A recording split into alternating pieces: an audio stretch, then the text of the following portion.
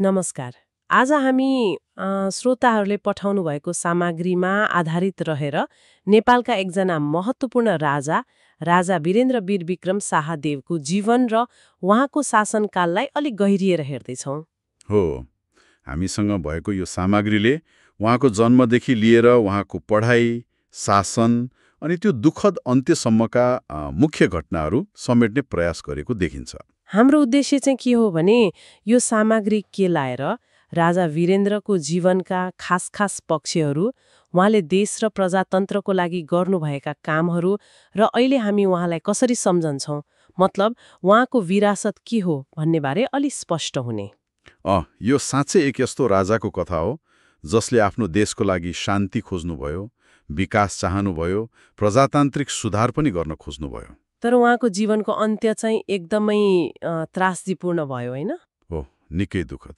ल, अब यो सामग्रीले के भन्छ त्यसमा अलि भित्रै पसौन त।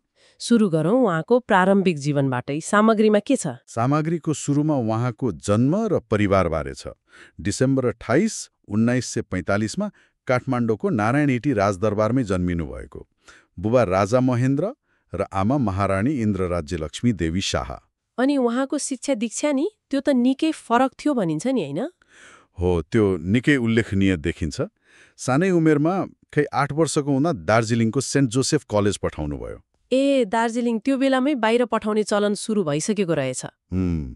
अनि त्यसपछि त झन् बेलायत जानुभयो। इटन कलेज, जुन एकदमै प्रतिष्ठित मानिन्छ, त्यहाँ 1959 देखि 1964सम्म पढ्नुभयो। इटनमा त्यो त बेलायतको एकदमै माथिल्लो तहरको स्कुल भयो। हो नि। अनि त्यति मात्रै होइन, सामग्रीमा उहाँले पछि जापानको टोकियो विश्वविद्यालयमा पनि केही समय बिताउनु भएको अनि अमेरिकाको हार्वर्ड विश्वविद्यालयमा पनि अध्ययन गर्नुभएको उल्लेख छ। हार्वर्डमा? ए हो र, कहिलेतिर? हार्वर्डमा चाहिँ 1967-68तिर राजनीतिशास्त्र पढ्नुभएको देखिन्छ। ए, राजनीतिशास्त्र नै। यो यस्तो विश्वस्तरीय शिक्षा अनि विभिन्न देश घुम्ने मौका, यसले उहाँको सोचाइमा पछि शासन गर्दा कस्तो असर गर्यो होला? सामग्रीले के भन्छ? पक्कै पनि असर गर्यो होला। यी अनुभवहरूले उहाँलाई अन्तर्राष्ट्रिय राजनीति, फरक शासन प्रणाली अनि प्रजातान्त्रिक मूल्य मान्यताहरूबारे अलि फराकिलो दृष्टिकोण दिएको हुनुपर्छ। त्यो त हो। सामग्रीले सिधै त किटान गर्दैन, तर उहाँको शासनकालका केही निर्णयहरूमा यसको प्रभाव देखिन्छ भन्ने सङ्केत चाहिँ गर्छ। जस्तो कि? त्यो पछि आउँछ। पहिले उहाँ राजा कसरी बन्नुभयो भन्ने कुरा हेरौँ। पिता राजा महेन्द्रको आकस्मिक निधन भयो नि 1972मा। हो, जनवरीमा। जनवरी 31, 1972मा उहाँ 27 वर्षको उमेरमा नेपालको राजा बन्नुभयो। राज्याभिषेक चाहिँ अलि पछि 1975मा भएको थियो, एकदमै भव्य रूपमा। त्यो राज्याभिषेक पनि निकै चर्चामा थियो है, अन्तर्राष्ट्रिय स्तरमै थियो नि। त्यसलाई नेपालको एउटा आधुनिक छवि र पहिचान प्रस्तुत गर्ने अवसरको रूपमा पनि प्रयोग गरिएको थियो भन्ने कुरा सामग्रीमा उल्लेख छ। धेरै देशबाट प्रतिनिधिहरू आएका थिए। अब उहाँको शासनकालकै कुरा गरौँ न। सामग्रीमा उहाँका विकास प्रयासहरूको बारेमा केही छ? छ। खास गरी नेपाललाई शान्ति क्षेत्र घोषणा गर्ने उहाँको प्रस्तावलाई निकै महत्त्व दिएको छ। हो, यो शान्ति क्षेत्र प्रस्ताव त खुम सुनिन्छ नि। यो खासमा के थियो? किन यति महत्त्वपूर्ण मानिन्छ? त्यो बेलाको विश्व परिस्थिति हेर्नुपर्छ। शीत युद्ध चलिरहेको थियो, होइन? एकातिर अमेरिका, अर्कोतिर सोभियत सङ्घ। हो नि। अनि नेपालको भूराजनीतिक अवस्था पनि कस्तो भने दुई ठूला छिमेकी भारत र चीनको बीचमा एकदमै संवेदनशील हो। त्यस्तो बेलामा राजा वीरेन्द्रले नेपाललाई कुनै पनि सैन्य गठबन्धनबाट अलग, तटस्थ र शान्तिपूर्ण देशको रूपमा अन्तर्राष्ट्रिय मान्यता दिलाउन यो प्रस्ताव अघि सर्नु भएको थियो। मतलब नेपाल कसैको पक्षमा छैन, शान्ति चाहन्छ भनेर देखाउन खोज्नु भएको। ठ्याक्कै। यसले नेपालको असंलग्न परराष्ट्र नीतिलाई जोड दिन्थ्यो र एक किसिमले नेपालको सार्वभौमिकता र स्वतन्त्रतालाई अझ बलियो बनाउने प्रयास थियो। तर यो प्रस्ताव सफल भयो त? मतलब अन्तर्राष्ट्रिय मान्यता पायो? खै, पूर्ण रूपमा सफल त भएन। धेरै देशले समर्थन गरे पनि, विशेष गरी भारत लगायत केही देशहरूबाट अपेक्षित समर्थन नआउँदा यो औपचारिक रूपमा स्थापित हुन सकेन। तर पनि यो प्रस्तावले अन्तर्राष्ट्रिय मञ्चमा नेपालको एउटा छुट्टै शान्तिप्रिय पहिचान बनाउन खोजेको कुरालाई चाहिँ देखाउँछ। सामग्रीमा उहाँले ग्रामीण विकास, पर्यटन प्रवर्धन र शिक्षा क्षेत्रमा पनि जोड दिनुभएको कुराहरू छन्। उहाँको शासनको अर्को महत्त्वपूर्ण पाटो भनेको राजनीतिक प्रणाली हो, होइन? उहाँले त बुवाबाट निर्दलीय पञ्चायत प्रणाली पाउनुभएको थियो। हो, राजा महेन्द्रले सुरु गरेको पञ्चायत प्रणाली नै चलिरहेको थियो उहाँ राजा हुँदा, तर त्यो प्रणालीप्रति असन्तुष्टि बढ्दै थियो।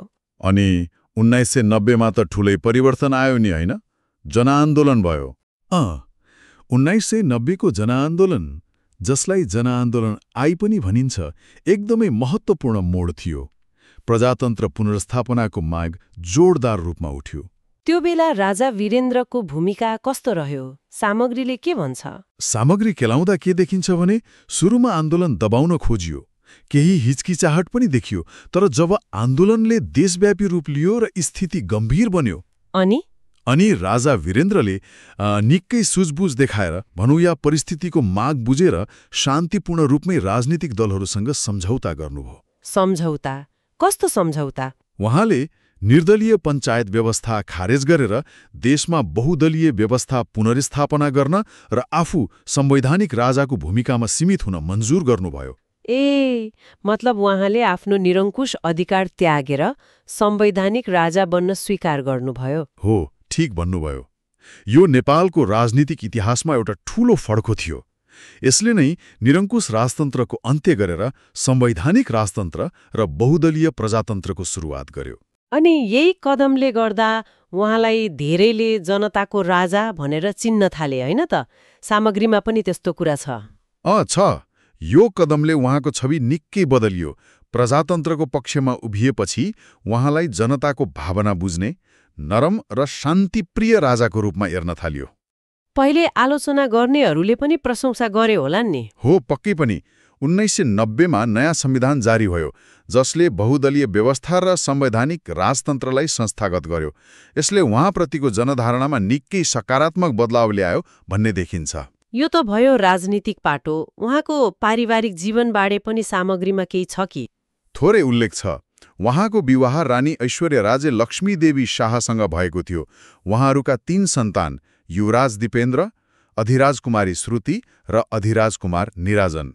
सार्वजनिक रूपमा उहाँहरूको परिवारको छवि कस्तो थियो? सामग्री अनुसार उहाँहरूको परिवारलाई एउटा आधुनिक, सुसंस्कृत र अलि उच्च वर्गको शाही परिवारको रूपमा हेरिन्थ्यो। तर यो सबै छवि, उहाँको शासनकाल, उहाँको जीवन, सबैको अन्त्य त एकदमै भयानक भयो।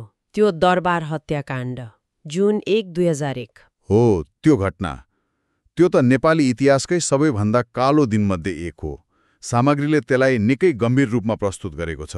के भन्छ सामग्रीले घटनाबारे?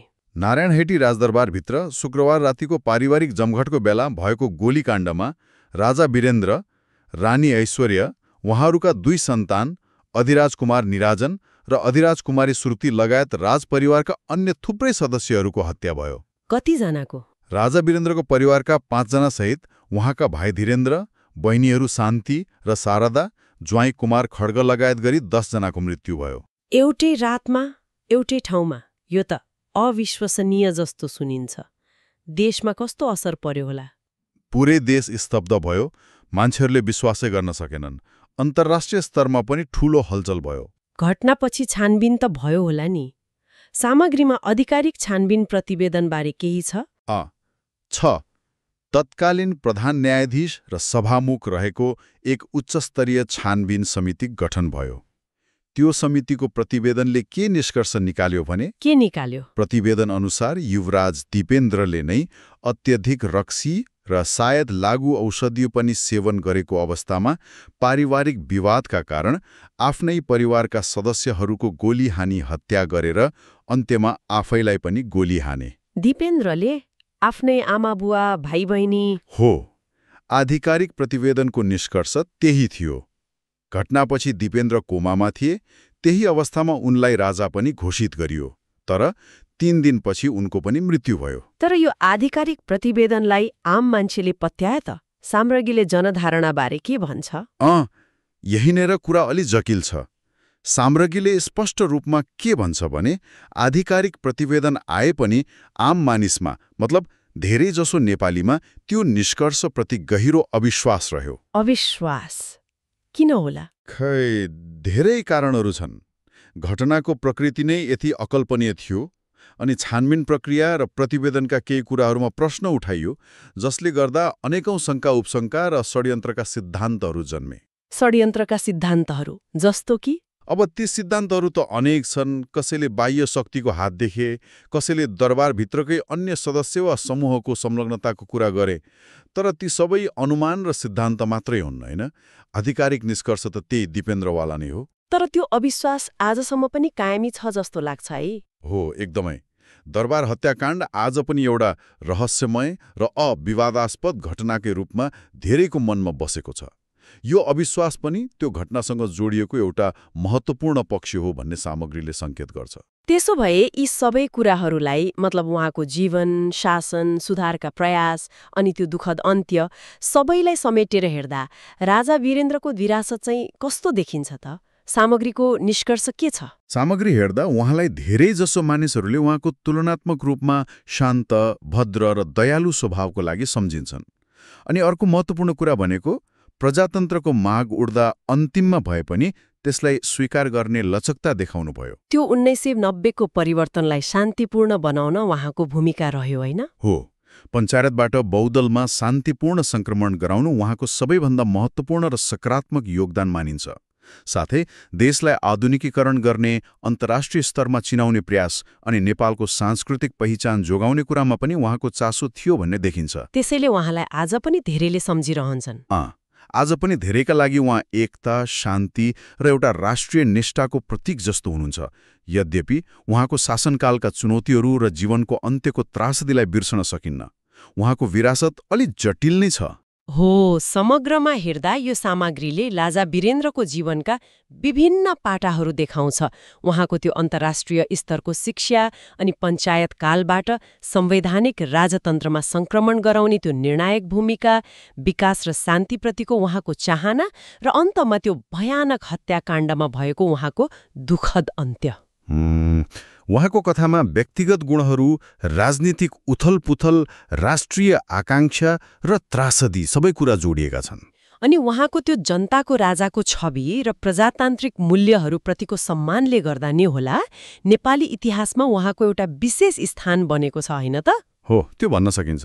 ल, अब यो छलफलको अन्त्यमा श्रोताहरूलाई सोच्नको लागि एउटा प्रश्न छोडेर जाउँ न त। दरबार हत्याकाण्डबारे आधिकारिक छानबिनको एउटा निष्कर्ष त छ, तर आजसम्म पनि किन यति धेरै मानिसहरू त्यो घटना र त्यसका वास्तविक कारणहरूबारे फरक विश्वास राख्छन्? यो जुन निरन्तरको अविश्वास छ, यसले हाम्रो समाज र इतिहासलाई कसरी प्रभाव पारिरहेको होला? यो एक गम्भीर प्रश्न हो।